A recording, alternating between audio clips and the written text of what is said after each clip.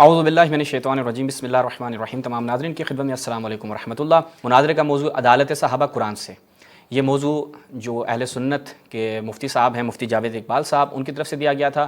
پہلی تو بات یہ ہے کہ عدالت صحابہ، تو یہاں پر ہمارا جو اس کے بارے میں موقف ہے وہ انبیاء کی طرح نہیں ہے۔ جس طرح انبیاء علیہ الصلاۃ والسلام وہ معصوم ہیں، اس طریقے سے جو اصحاب رسول ہیں وہ بالکل معصوم نہیں ہیں، اور اصحاب رسول جو ہیں وہ متقی ہیں، پرہیزگار ہیں، اور ان سے جو کچھ بھی بتقاضۂ بشریت سرزد ہوا وہ جو ہے ان کی عدالت کے منافی نہیں ہے، اس لیے کہ وہ ان گناہ پر برقرار نہیں رہی ہے، اور پھر انہوں نے اس پر توبہ اور استغفار کر لی تھی، اور بعضوں کو سزا ملی، اور سزا ہی وہ ان کا کفارہ بن کر توبہ بن گئی، اور جس کی وجہ سے وہ جناب والا جو ہے ان پر انگلیاں اٹھانا بالکل جائز نہیں ہے۔ اور میں اس پر جو پہلے نمبر پر آپ کے سامنے پیش کروں گا وہ ہے عدالت صحابہ۔ یہاں پر آپ اگر غور کریں تو عدالت کی جو اضافت ہے وہ جو ہے صحابہ کی طرف ہو رہی ہے، تو جب عدالت کی اضافت صحابہ کی طرف ہو رہی ہے تو اس کا فائدہ استغراق اور عموم کا آتا ہے۔ استغراق کی وجہ سے اب یہ فائدہ ہوگا کہ ہر صحابی کی عدالت جو ہے میں نے ثابت کرنی ہے، اور آپ نے ہر صحابی کی عدالت کی عدمیت جو ہے وہ ثابت کرنی ہے کہ عدالت ثابت نہیں ہے۔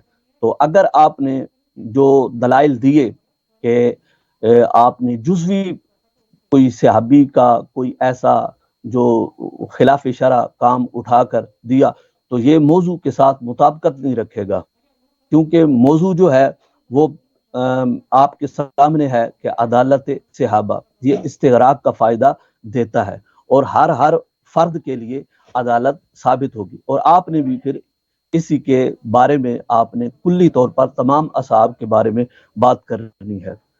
تو پہلے نمبر پر جو اصحاب رسول ہیں، اصحاب رسول صلی اللہ علیہ وآلہ وسلم، ان کی عدالت جو ہے تواتر کے ساتھ ثابت ہے، اور رسول پاک صلی اللہ علیہ وآلہ وسلم کے دور سے لے کر آج تک تمام امت مسلمہ ان کو عادل مانتی ہے سوائے آپ لوگوں کے۔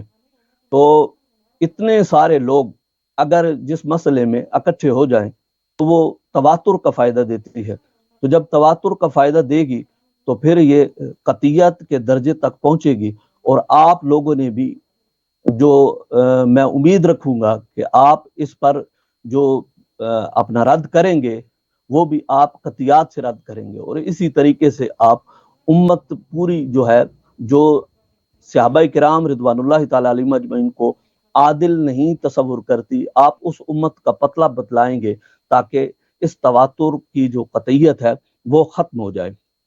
میں اس پر جناب والا پہلے نمبر پر قرآن مجید کی آیت پیش کروں گا جو موضوع کے مطابق ہوگی، اور قرآن مجید میں اللہ تبارک و تعالی نے ارشاد فرمایا، بسم اللہ الرحمن الرحیم، والذین آمنوا وہاجروا وجاہدوا فی سبیل اللہ والذین آووا ونصروا اولئک هم المؤمنون حقا لہم مغفرۃ ورزق کریم۔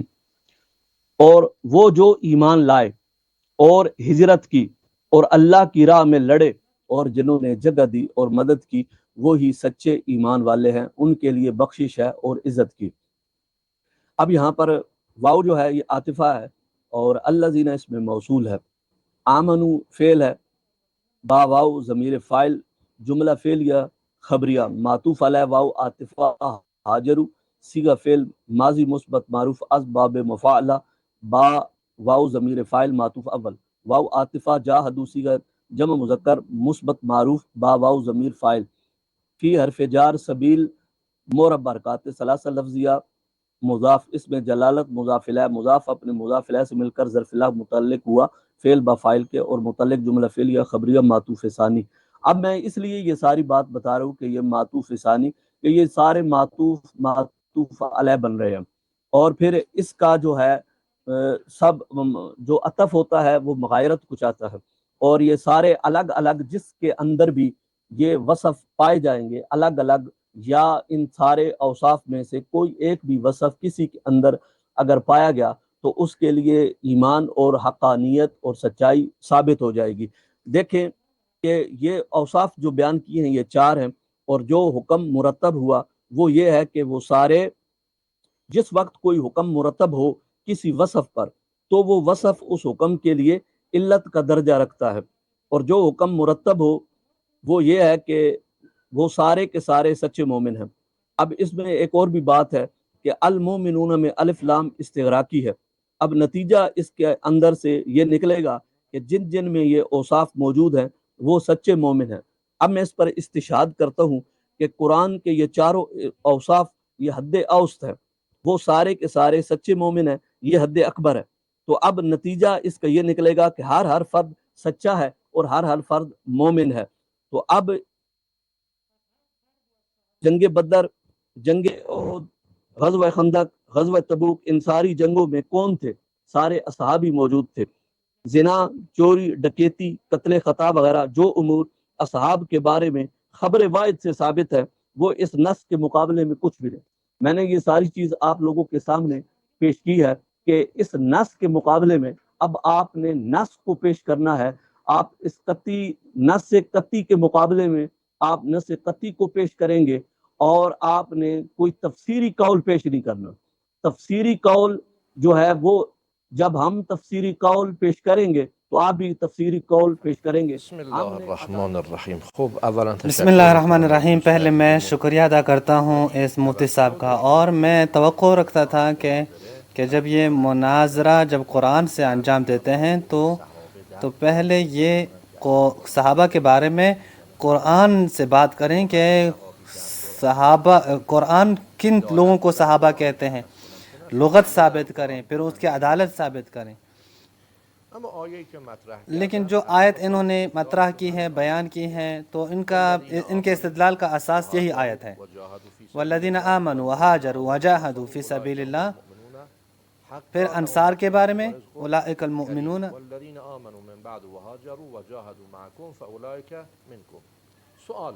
سوال یہ ہے آیا اون صحابی کہ شما میگید وہ صحابہ کے جن کے بارے میں آپ کہتے ہیں کہ جو شخص بھی رسول اللہ صلی اللہ علیہ وسلم کو دیکھے اور مسلمان ہو وہ، همشون داخل این دو آیه میاد؟ کیا وہ سب کے سب اس آیت کے مصداق میں سے ہیں؟ نہیں، بہت سارے لوگ جو مکہ میں تھے کہ جنہوں نے ہجرت ہی نہیں کی ہے، نہ جہاد بھی نہیں کی ہے، ظاهری فقط داشت، فقط اسلام ظاہری ہے، آپ ان کو بھی صحابی کہتے ہیں۔ مشخص دیگه۔ بس تعریف صحابہ تو واضح ہے آپ سب کے ہاں۔ 17 تا تعریف آپ کے ہاں تو تقریباً کوئی 17 تعریفیں ہیں صحابہ کی۔ من از شما درخواست میں آپ سے درخواست کرتا ہوں، سوال کرتا ہوں، پہلے سب سے پہلے آپ ایک تعریف پیش کریں بگید مد نظر من از کہ آپ کہیں کہ آپ کے مد نظر میں صحابہ کی تعریفوں میں سے یہ تعریف ہے، دارد بر پھر دلالت اون کسانی که در تعریف ما اومدن، پھر کہیں کہ یہ آیت عدالت پہ دلالت کرتی ہے، فقط کسانی اور که پھر جهاد اسے کردن. کیا ہے، یہ ہے کہ وہ افراد کے جنہوں نے ہجرت کی ہے، جہاد کی ہے، فقط وہ صحابی ہیں۔ فقط و فقط دلالت بر یک یہ آیت جو آپ لے کے آئے ہیں یہ فقط اور فقط ایک گروہ پہ دلالت کرتی ہے، نہ کہ تمام کے تمام صحابہ کے اوپر۔ موجبه جزئیه است، بس یہ موجب جزئیہ قضیہ ہے، کلیه است. جبکہ آپ کا دعویٰ موجب کلیہ کا ہے۔ جزئیه باشه موجبه کلیه رو ثابت. جو آیت موجب جزئیہ ہے وہ موجب کلیہ کو ثابت نہیں کر سکتا۔ ما هم قبول داریم بحث ہم قبول کرتے ہیں کہ بعض افراد افراد بسیار جن کو اہل سنت بھی صحابہ کہتے ہیں وہ بہت جلیل القدر افراد ہیں۔ علمای ما اونها رو مرد ہمارے علماء نے هر کسی که به اونها طعن بزند فاسق است. باقاعدہ کہا ہے کہ جو بھی ان کو طعن کریں وہ فاسق ہیں۔ این قضیه با شما مشکل دیکھیں، نداریم، ہم جزئیات میں یعنی ایک جزئی گروہ میں آپ کے ساتھ کوئی مشکل نہیں رکھتے، اما این آیه یه نکته ای داره. لیکن اس آیت میں ایک نکتہ ہے، اچھی طرح دقت کریں۔ والذین آمنوا وہاجروا، دیکھیں ایک ایمان کی بات کی ہے، من بعد و هاجروا و جاهدوا، پیشوردش ایمان. یہاں پہ بھی چرا نمیگید این ایمان آیه کی بات کی ہے۔ پیشوردش ایمان است و تعریف رایج اهل سنت از صحابه اصلا قید ایمان نداره. ہاں، یہاں پہ تو ایمان کی بات کی گئی ہے، جبکہ اہل سنت کے ہاں جو تعریف ہے وہاں پہ تو ایمان کی شرط ہی نہیں ہے۔ من از صحیح بخاری برای میں صحیح بخاری سے آپ کے لیے لے کے آتا ہوں جو آپ کے ہاں معتبر ترین کتاب ہے اہل سنت کے ہاں. ایشون تعریف صحابه رو اینطور میگه دیکھیں امام بخاری نے تعریف یوں کی ہے هر کسی صحابہ کی. پیغمبر را ہر وہ شخص کہ جو رسول اللہ صلی اللہ علیہ وآلہ وسلم کو دیکھا ہو، من صاحب النبی صلی اللہ من صحب النبی او رآه صلی اللہ من علیہ اور آہ من المؤمنین نہیں کہا ہے، مسلمین من المسلمین فہو من اصحابہ. صلی اللہ علیہ وآلہ وسلم رو دیده باشه ہر وہ مسلمان کہ جس نے رسول اللہ کو دیکھا ہو وہ صحابی ہے. اور دیکھو منافقوں نے بھی تو رسول اللہ کو دیکھا ہے، این همیشه صحابی. کیا منافقین بھی پھر صحابہ ہو جائیں گے؟ یہ عبارت بخاری است. یہ دیکھیں بخاری صاحب کی عبارت ہے، یہ تو میں اپنے جیب سے تو میں نہیں لایا ہوں نا. آیا تعریفتون با تعریف آقای بخاری آپ یا کہیں کہ آپ کی تعریف بخاری کی تعریف سے جدا ہے، آپ امام بخاری کی تعریف کو قبول نہیں کرتے، تو پھر کس دلیل کے بنا پہ قبول نہیں کرتے؟ تو میں نے تو ایک قرآن مجید کی نص پیش کی تھی اور مجھے امید تھی کہ مقابلے میں بدلے میں نص ہی پیش کی جاتی، لیکن نص نہیں پیش کی گئی اور اسی میں سے ہی کچھ باتیں بیان کر دی گئی ہیں جو کہ صریح طور پر غلط تھی. اس بنیاد پر کہ جناب کو پتہ ہونا چاہیے کہ کوئی ضروری نہیں ہوتا کہ کسی ایک نے تعریف کر دی ہے تو وہی تعریف جو ہے وہ اس پر سب کا اجماع ہو جائے. ایسا نہیں ہوتا، بلکہ آپ لوگوں کے ہاں بھی اس طریقے سے ہوتا رہتا ہے، کوئی ضروری نہیں ہوتا. دیکھیں اب جو میں آپ کے سامنے تعریف پیش کرتا ہوں صحابی کی، اور وہ نزہۃ النظر حافظ ابن حجر کی ہے، جو زیادہ تر ہمارے جو ہم بیان کرتے ہیں، اور اسی پہ الحمدللہ ہم آگے گفتگو کو بھی چلائیں گے. دیکھیں کہ صحابی کی تعریف جو ہے میرے سامنے کتاب کھلی ہوئی ہے، اور من لقی النبی صلی اللہ علیہ وآلہ وسلم مؤمنا به ومات علی الاسلام ولو تخللت ردت فی الاصح، جو رسول اللہ صلی اللہ علیہ وسلم سے ایمان کی حالت میں ملے ہوں اور ایمان پر ہی ان کی وفات ہوئی، چاہے درمیان میں مرتد بھی ہو جائیں اور وفات سے پہلے پھر اسلام قبول کر لیں تو وہ صحابی ہے. تو اب درمیان میں جو کچھ منافق ہوئے یا مرتد ہو گئے ان کے بارے میں بھی درمیان میں ہم نے ذکر کر دیا ہے اور وہ اس تعریف میں ہے.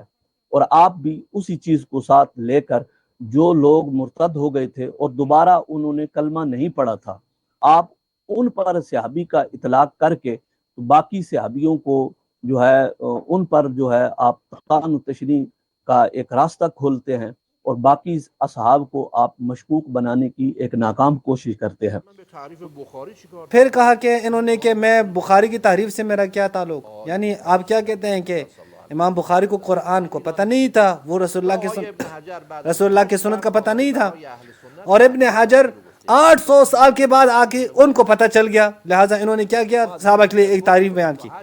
لہٰذا میں آپ کی شکریہ ادا کرتا ہوں کہ 800 سال تک اہل سنت وہ صحابہ کو نہیں پہچانتے تھے. دیکھیں اب رسول اللہ نے کیا بیان کیا ہے صحابہ کے بارے میں قرآن نے، تو ہمیں انتظار کرنا چاہیے 800 سال تک تاکہ ابن حجر آ جائیں اور بتا دیں کہ صحابہ کن کو کہتے ہیں. یہ کیا بات ہو گئی کہ جہاں پہ مدح صحابہ کی بات ہوئی وہاں پہ آپ سب کے سب کو شامل کرتے ہیں کہ سارے صحابہ ہیں، جہاں پہ ضم ہے وہاں پہ کہتے ہیں نہیں نہیں نہیں نہیں یہ تو اس سے صحابہ مراد نہیں ہے یا کوئی خاص گروہ ہے یا فلاں. دیکھیں ابن حجر کچھ کہتے ہیں، بخاری کچھ کہتے ہیں. ایک اور سوال پوچھتا ہوں، دیکھیں ابن حجر کی تعریف، دیکھیں میں اپنے بحث میں وارد نہیں ہوں، اب ایک سوال میں پوچھتا ہوں. ابن حجر نے کہا ہے من لقی النبی مؤمنا بہ، کیا ایمان امر قلبی نہیں ہے؟ قرآن کہتا ہے لا تقولوا آمنا بل قولوا اسلمنا ولما يدخل الایمان فی قلوبکم. صلی اللہ علیہ وآلہ وسلم اعلم هستند. اب اس کا مطلب یہ ہے کہ آپ اور پیغمبر به جو ہے وہ پیغمبر سے زیادہ عالم ہے، چونکہ پیغمبر وہ علم غیب نہیں رکھتے، مومن کو منافق سے تشخیص نہیں دے سکتے، لیکن ابن حجر دے سکتے ہیں. صحابی ما میشن. ابن حجر آگے کہتے ہیں یہ تمام کے تمام کیا ہے؟ یہ صحابی ہیں. این تعریفی که شما گفت یہ تعریف جو آپ نے بیان کی ہے صحابه را هم نشناسند. اس کا مطلب یہ ہے کہ 800 سال تک اہل سنت نے ایک صحابی کو بھی نہیں پہچانا ہے. این است. این کلمه اچھا اس کے علاوہ بھی یہاں پہ ایمان امر قلبی ہے. در پروندی و این کلمه اب آگے کوئی آ کہیں کہ میں کہوں فلاں شخص عند اللہ وہ اللہ کے ہاں کیا ہے وہ صاحب مجھے کیا میں کہاں سے بیان کر سکتا ہوں. اعلان تر از تعریف ابن جناب علی تعریف بخاری بخاری رو میگفتید ما قبول وہ زیادہ بہتر ہے ابن حجر سے. قابلیت تطبیق ابن حجر کی تعریف تو بالکل بھی قبول نہیں کی جا سکتی چونکہ امر قلبی ہے وہ. میں نے اس پہ جو پیش کیا اور آپ نے نہ ہی تو اس کے بدلے میں کوئی نص پیش کی ہے، آپ نے یہ پیش کرتے کہ وہ جو ہے میں نے الف لام جو استغراقی قرار دیا المؤمنون پہ کہ وہ استغراق کا فائدہ دیتا ہے، اور پھر جو میں نے آپ لوگوں کے سامنے یہ چیز رکھی ہے کہ مومنیت اور حق وہ جو اوصاف میں نے ذکر کیے تھے وہ اوصاف میں سے کوئی بھی اگر وصف کسی کے اندر آیا تو اس پر یہ حکم کا اطلاق ہوگا. یہ میں نے آپ لوگوں کے سامنے پیش کیا تھا. اب آپ نے کہا کہ آیت میں استغراق ہے، استغراق ہے تو اب آپ کو خود مشکل پیش آئی ہے. شما داخل تعریف صحابه کہا کہ اولئک هم المؤمنون حقا، هجرت نداشتن مؤمن نیستن. پس وہ لوگ کہ جنہوں نے ہجرت نہیں کی ہے، جہاد نہیں کی ہے تو وہ مؤمنین نہیں ہے. شما گفتید این آیه پس مناظرہ ختم ہو گیا، مفتی صاحب کو شکست مل گیا. استغراق داره پس دیگه اونا مؤمن آپ نے کہا استغراق ہے نا، اگر استغراق ہے پس وہ افراد کے جو ہجرت کی ہے اور جہاد کی ہے وہی صحابہ ہیں، وہی مؤمنین ہیں. تو باقی جنہوں نے ہجرت نہیں کی ہے، جہاد نہیں کی ہے، وہ مؤمن ہی نہیں ہے.